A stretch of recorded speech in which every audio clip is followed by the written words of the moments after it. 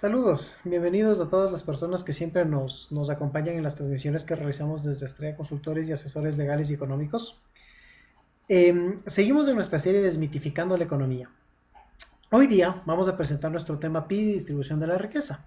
Vamos a ver qué es el PIB, vamos a comprenderlo y vamos a ver la relación que tiene con la distribución de la riqueza y también, como siempre lo venimos manejando, qué es lo que pasa con estas cifras, cómo se las utiliza, para qué nos pueden servir, pero también cómo muchas veces se las manipula. Lo primero que vamos a revisar, bueno, ¿qué es el PIB? ¿Qué podemos definirlo con el PIB? Si tomamos la definición conceptual, ¿no?, que se maneja siempre, es el valor de mercado, ese es el primer componente, de la producción final de bienes y servicios, el segundo componente, en un periodo determinado de tiempo, tercer componente, dentro de una zona. ¿Por qué dividir la definición en cuatro componentes? Al hablar de valor de mercado es que estamos hablando en dólares, es algo que podemos medirlo en unidades monetarias. De la producción final de bienes y servicios. ¿Qué es la producción final de bienes y servicios? Es lo que se vende finalmente. Aquí no estamos, por ponerles un ejemplo, como no estamos contemplando los consumos intermedios. ¿Qué es un consumo intermedio? Para hacer un pan, yo necesito harina, trigo, mantequilla, puede ser levadura, huevos. Todos esos productos son consumos intermedios para el pan, ¿sí? Pero son productos finales, por ejemplo, para el que produjo los huevos. ¿Sí? Son los productos finales. Entonces, en el caso del PIB, nosotros medimos el valor del huevo, ¿sí?, de venta de huevo, pero no estamos midiendo también el valor total de ese pan que incluye el valor del huevo, porque estaríamos sumándole o duplicando el valor de lo que es ese huevo dentro de la medición del PIB. Y eso funciona con todo. Todos los insumos o lo que se utiliza para producir no lo contabilizamos, sino que solamente tomamos el valor agregado bruto, es decir, el valor final, es decir, el valor de mercado menos los consumos intermedios que se tenía para eso. Entonces, ¿qué tomamos? La producción final de los bienes y servicios en un periodo determinado de tiempo. ¿Qué es un periodo determinado de tiempo? Puede ser un año, puede ser un trimestre, puede ser un mes, ¿sí? Establecemos eso. Entonces, el PIB anual es tanto, el PIB trimestral es tanto. Y de una zona, PIB del país, PIB de la provincia, puede ser de Pichincha, de Guayas, de Azuay, de Morona, Santiago, o de la ciudad, Quito, Guayaquil, Cuenca, Ambato, Manta. Podemos calcular el PIB en diversas circunstancias. Entonces podemos llegar a decir todo lo que produjo, por decir, la ciudad de Cuenca en el año 2021 fue de tantos miles de millones de dólares. Eso es lo que nos permite establecer el PIB, todo lo que realmente se ha llegado a producir. Aquí tenemos una tasa de crecimiento del PIB, que es lo que se mide muchísimo. ¿Qué es la tasa de crecimiento del PIB? La tasa de crecimiento del PIB es la variación que tiene el valor del PIB de un año al otro, descontando algo, la inflación.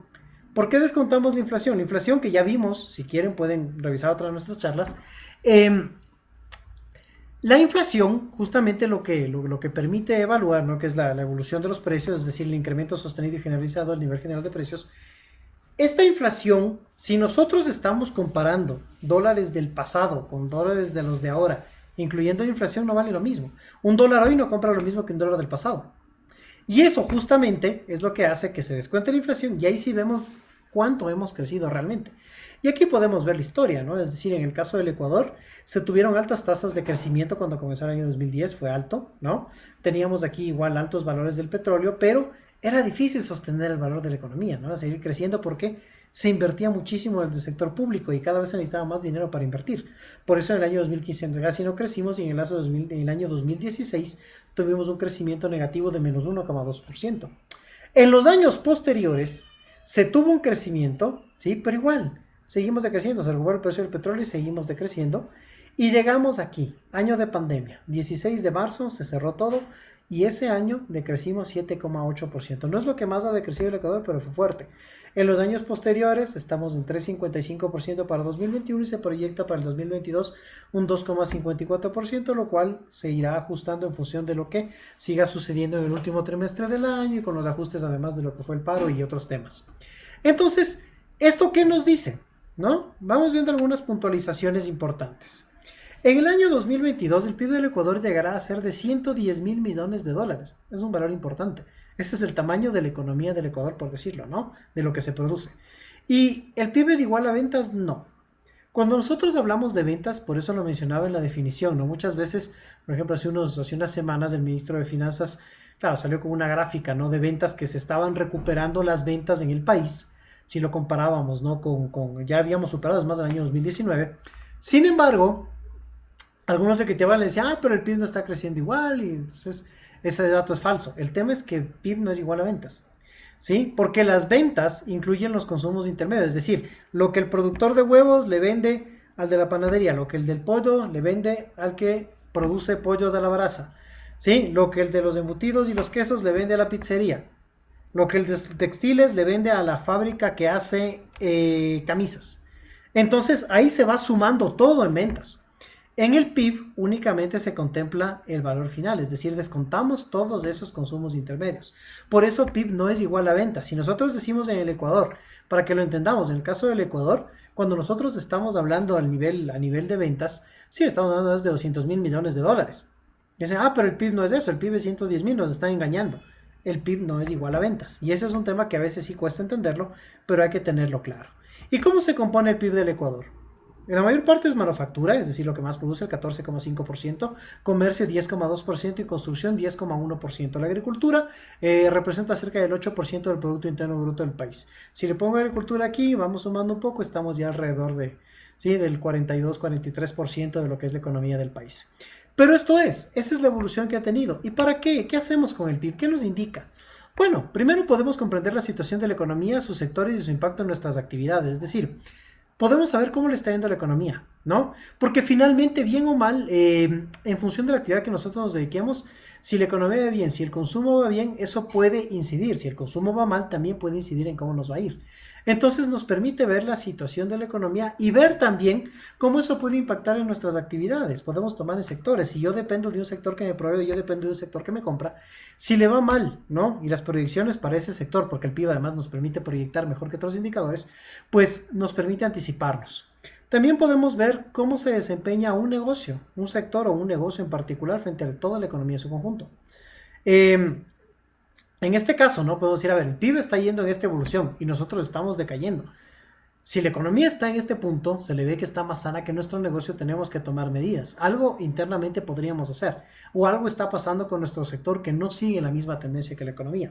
Y también proyectar los diversos escenarios en los que vamos a realizar nuestra planeación. A finales de año estamos en momento de realizar las planeaciones estratégicas para el año siguiente, y esto nos permite proyectar, porque estamos viendo qué está pasando a futuro, qué va a pasar, qué decisiones debemos tomar. Entonces nos ayuda muchísimo saber cuál es el escenario que se pinta para la economía. Ahora, viene otro debate. ¿Es importante crecer? Porque muchas veces se dice, no, lo importante es la redistribución de la riqueza. Y la respuesta, claro que es importante crecer. Redistribuir, lo mismo, si solamente nos dedicáramos a redistribuir la riqueza, ¿qué es lo que hacemos? A ver, los que tienen, les tenemos que quitar para darles a los que no tienen. Lo cual suena muy bien en una mesa, suena muy bien en un cuento, pero políticamente no ayuda. Perdón.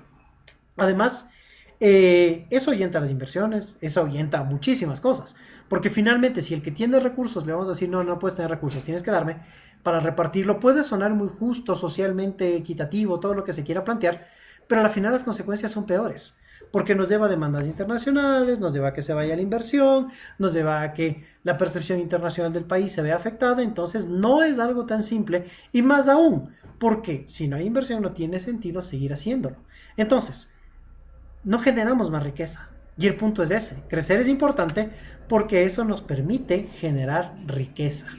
Y eso es el objetivo, es decir, basarse solamente en los indicadores de distribución es incompleto como solamente hablar de crecimiento. La redistribución es necesaria, totalmente, pero también es fundamental redistribuir lo que vamos creciendo. ¿Sí? Porque el objetivo es crecer, pero que no se concentre únicamente ese crecimiento en un solo lado, si bien hay que repartirlo, pero no es cuestión de tomar lo que ya hay, ¿no? Sino vamos redistribuyendo, pero crezcamos. Es decir, los dos temas son complementarios, son fundamentales. Hay que crecer, sí, y hay que redistribuir también. Por eso está bien que se apliquen, hay que aplicar impuestos siempre y cuando estos se redistribuyan bien, estos se manejen de manera justa, no desincentiven tampoco el nivel de producción, no desincentiven tampoco las decisiones de inversión, no afecten a la economía en su conjunto.